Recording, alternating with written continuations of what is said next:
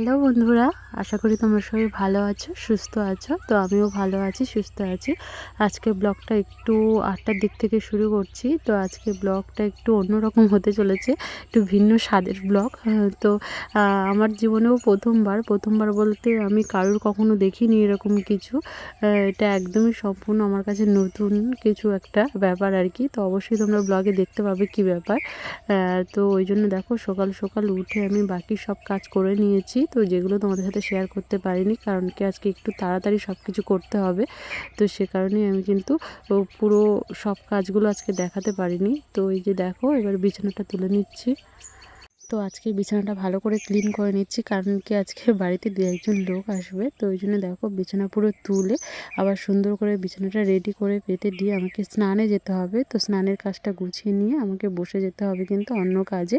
তো ওই জন্য তাড়াহুড়ো করে আজকে সব কিছুই করে নিচ্ছি, কারণ সকালটা আজকে খুবই ব্যস্ত। এত ব্যস্তও থাকে না আমার কোনো সকাল, তোমরা জানোই তো, ধীরে সুস্থে কাজ করি সব কিছু। তো আজকের সকালটা একদম অন্যরকম। তো চলো তোমরা দেখতে পাবে কি হতে চলেছে। তো পুরো ব্লগটা দেখতে থাকো, আশা করি ব্লগটা অন্যরকম ভিন্ন স্বাদের হতে চলেছে, তোমাদেরও ভালো লাগবে।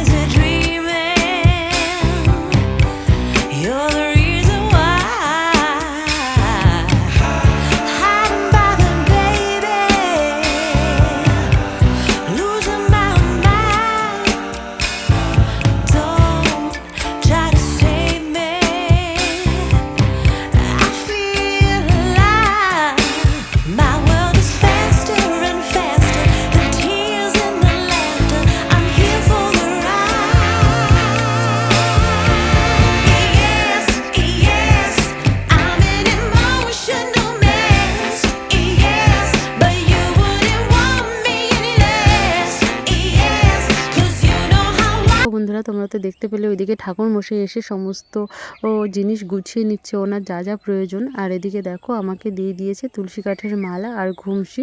তো এগুলো আমাদের পরতেই হবে। তো যে কোনো শুভ কাজে বসার আগে কিন্তু তুলসী কাঠের মালা আর নতুন ঘুমসি অবশ্যই পরতে হয়। এর কোনো মানে কি বলবো, ব্যাখ্যা আমার কাছে নেই, আমি জানি না। তো সবাই এই নিয়ম পালন করে আসছে। তো ওই যে দেখো আমাদের ব্রাহ্মণ মশাই দিয়ে দিয়েছে আমাকে, তোমাদের দাদাভাইকে, সবাইকেই আর কি, দুজনকেই দিয়ে দিয়েছে। তো আমাদের দুজনকে নিয়েই আজকে কাজ আর কি।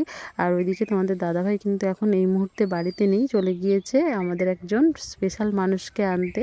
তো স্পেশাল মানুষকে অবশ্যই তোমরা দেখতে পাবে। তো আমার বাপের বাড়ি থেকে আসছে আর কি। তো আমরা যে কাজটা করতে চলেছি সেই কাজে বাপের বাড়ি থেকে মানে কি বলবো, সমস্ত জিনিসটাই আসবে যা যা প্রয়োজন। তো এই যে দেখো আমাদের বৌদিমণি সুন্দরভাবে চলে আসছে আমাদের বাড়িতে। আর ওই যে তোমাদের দাদাভাই বৌদিকে নিয়ে আসতে গিয়েছিল তো কিছু দূর পর্যন্ত, আর বাবা এসে দিয়ে গিয়েছিল। এই যে বৌদিমণি সমস্ত কিছু নিয়ে আর চলে আসছে। তো দেখো এই যে চেনা মুখটা তোমরা আমার একদম প্রথম দিকের ব্লগগুলোতে কিন্তু দেখে থাকবে আমাদের বৌদিমণিকে। তো এই যে দেখো অনেক দিন পরে তোমাদেরকে দেখাতে পারলাম। তো প্রচণ্ড ঘেমে নিয়ে চলে এসছে, বাইরের দিকে প্রচণ্ড রৌদ্র। তো এই যে চলে যাচ্ছে আমাদের শ্বশুর আর শাশুড়ি মশাইকে প্রণাম করতে। আর এদিকে দেখো আমরা বসে গিয়েছি। তোমরা দেখে অবশ্যই ভাবছো আবার বিয়ের সাজে কেন। তো আবার নতুন করেই বিয়ে করছি আর কি। তো আমাদের বিয়ের ভিডিও এখনও আপলোড করিনি, অবশ্যই খুব তাড়াতাড়ি আসবে সুন্দরভাবে। তো দেখো এই যে বসে গিয়েছি আবার তোমাদের দাদা ভাই আর আমি বিয়ে করতে। তো আমাদের বলে দিই, আমাদের শ্বশুরবাড়ির দিকে কিন্তু একটা নিয়ম আছে, সেই নিয়মের জন্যই আমরা এইভাবে বসেছি আর কি। তো চলো আগে তোমরা ব্রাহ্মণের মন্ত্রপাঠ শুনে নাও, পরে এসে আবার তোমাদের সাথে ব্যাখ্যা করে পুরো বিষয় বলে দিচ্ছি। হাত ধৌত করে ভালো ফুলের ভিতরে একটা রেখে দাও, অসুবিধা নেই। হাতটা দিয়ে ফেলো, চাল পুষ্প নাও, ওই চাল আর পুষ্প দেওয়ার আছে নিয়ে হাত জড়ি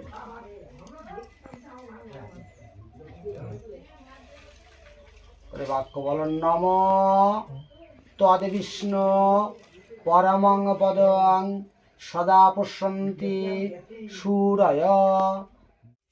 নম গঙ্গা গীতা চ সাবিত্রী সীতা সত্যা পতিব্রতা ব্রহ্মাবলী ব্রহ্মাবিদ্যা ত্রিসন্ধ্যা মুক্তিকেহিনী অর্ধমাত্রা চিদানন্দা ভবাঙ্গি ভ্রান্তিনাশিনী বিদত্রয়ী নম মহাভারত সর্ব কার্যেষু মহাভারত গঙ্গা গীতাবয়ী প্রণাম করো। এখানে চাল পুষ্পটা দিয়ে দাও। দেখো তুলসীর পাতা আতপ চাল আছে, আমরা তুলসীর পাতা দেওয়া আছে। দেখো তুলসীর পাতা আতপ চাল, আতপ চাল নিয়ে কটা, এই খুলে আতপ চাল আছে, এই খুলে আছে, এই খুলে আতপ চাল আছে। নাও তুলসী দর্শনে পূর্ণ পর্শনে পাপনাশনাম শরণ্যে।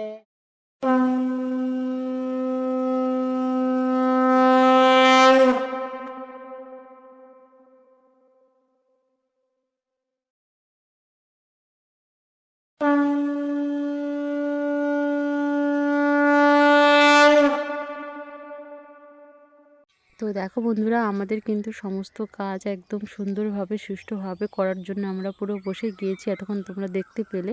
তো এই কাজটার ব্যাপারে আমি তোমাদেরকে একটু ভালোভাবে পরিষ্কার করে বলে দিই। তো আমাদের আবার নতুন করে কেন বিয়ে হচ্ছে, তোমাদের মনে প্রশ্ন জাগতেই পারে যে আমাদের আবার নতুন করে কেন বিয়ে হচ্ছে, তাহলে কি আমাদের বিয়ে হয়নি বা অন্য কিছু ব্যাপার? আসলে তেমন কিছুই নয়। তো আমাদের শ্বশুরবাড়িতে একটা নিয়ম আছে, তো এই নিয়মটা কি আমি পরিষ্কার করে বলে দিই তোমাদের।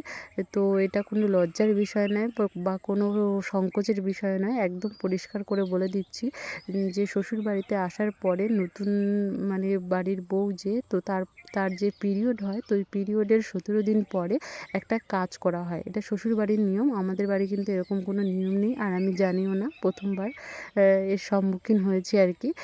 তো 17 দিনের মাথায় ব্রাহ্মণ ডেকে একটা সুন্দরভাবে পুজোর কি বলবো, একটা অনুষ্ঠান মতন করা হয়, যে অনুষ্ঠানে স্বামী স্ত্রী দুজনকেই আবার বর বা বউ সেজে মন্ত্র পাঠ করে ভগবানকে তুষ্ট করে পুজো দিতে হয়, এরকম একটা ব্যাপার আর কি। তো সে কারণে আমরা বসে গিয়েছি।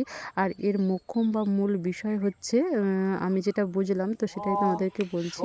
হচ্ছে যেরকম হয় না আমাদের দিকে, যে আমাদের দিকে বলতে আমাদের সমাজে যেটা হয়, যেটা হচ্ছে 7 ভক্ষণের ব্যাপার বা 7 মাসে যেটা হয়, এটা অনুষ্ঠান বা আড়ম্বর করে এখানে আর ওটা হবে না। তো তার জন্যই আগে থেকে এই পক্ষ অবলম্বন করা। তো এটা আগে থেকেই গর্ভশোধন যেটাকে বলে, তো যেই গর্ভে সন্তান সুন্দরভাবে থেকে 10 মাস 10 দিন পরে জন্মগ্রহণ করে, তো সেই গর্ভটাকে ভগবানকে উদ্দেশ্য করে বা ভগবানের নাম নিয়ে সেটাকে সুন্দরভাবে পবিত্র করার চেষ্টা করে এই প্রথাটার মধ্যে দিয়ে। তো এই প্রথাটার মধ্যে এইটাই হচ্ছে মূল বিষয়বস্তু আর কি। এই মূল বিষয়বস্তুটাকে অবলম্বন করে এই নিয়মটা পালন করা হয়। তো স্বামী স্ত্রী দুজনেরই প্রয়োজন হয়, দুজনকেই অবলম্বন করে এই প্রথাটা সুন্দরভাবে পালন করা হয়। তো আমার শ্বশুরবাড়ির নিয়ম যেহেতু আছে, তো সেই কারণে এখানে সুন্দরভাবে তারই আয়োজন করা হয়েছে। আর আমাদের কিন্তু না খেয়ে থেকে ভগবানকে প্রণাম করে সুন্দরভাবে সব কিছু করতে হচ্ছে। আর দেখো এখানে কিছু মানে কি বলবো, পুতুল বানানো হয়েছে, কিছু ছেলে পুতুল আর কিছু মেয়ে পুতুল। এইভাবে দেখো, এই যে তোমরা দেখতে পাচ্ছ আমার পায়ের নিচে পুতুল শোয়ানো আছে। তো একবার করে মন্ত্র পাঠ করে একটা করে পুতুল কিন্তু নিচে শুইয়ে দিতে হবে। এইভাবে কিন্তু 5 বার 5টা পুতুল 3 বারে করতে হবে। তো আমি ফেলে ফেলে যাব আর তোমাদের দাদাভাই তুলে দেবে সেইগুলো, এরকম একটা নিয়ম আছে আর কি।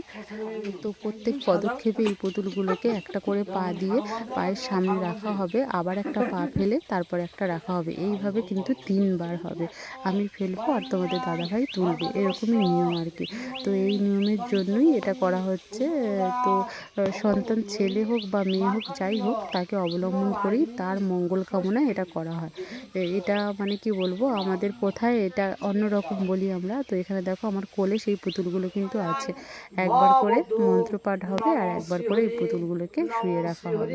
তো তারপরে দেখো সব পুতুল কোলে নিয়ে আবার বসে যেতে হয়েছে, আবার মন্ত্রপাঠ করে ভগবানের চরণে প্রণাম জানিয়ে আমাদের কিন্তু এই পুতুলগুলো নিয়ে উঠে পড়তে হবে। উঠে পড়ে বাড়ির যারা বড়রা আছে, এই যে দেখো আমার কোলে রাখা আছে, তো বাড়ির যারা বড়রা আছে তাদের কোলে এই পুতুলগুলো দিতে হবে।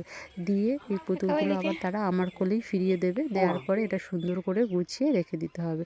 এই হচ্ছে নিয়ম। আর এই যে দেখো আমাদের বৌদিভাই এসে কিন্তু ভীষণ অসুস্থ হয়ে পড়েছে, ওই জন্য সবার আগে বৌদিভাইকে খেতে দিয়ে দেওয়া হয়েছে আর কি। তো বৌদিভাই ডাল দিয়ে একটু খাচ্ছে। তারপরে কিন্তু বৌদিভাই ভীষণভাবে অসুস্থ হয়ে গিয়েছিল, কাঁপুনি দিয়ে জ্বর থেকে শুরু করে বমি সব কিছুই। তো তাই জন্য কিন্তু আমি আর ভিডিওটা কন্টিনিউ করতে পারিনি, এখানেই স্টপ করে দিতে হয়েছে। তো চলো দেখা হচ্ছে পরবর্তী কোনো ব্লগে। আজকের ব্লগটা এই পর্যন্তই। ভালো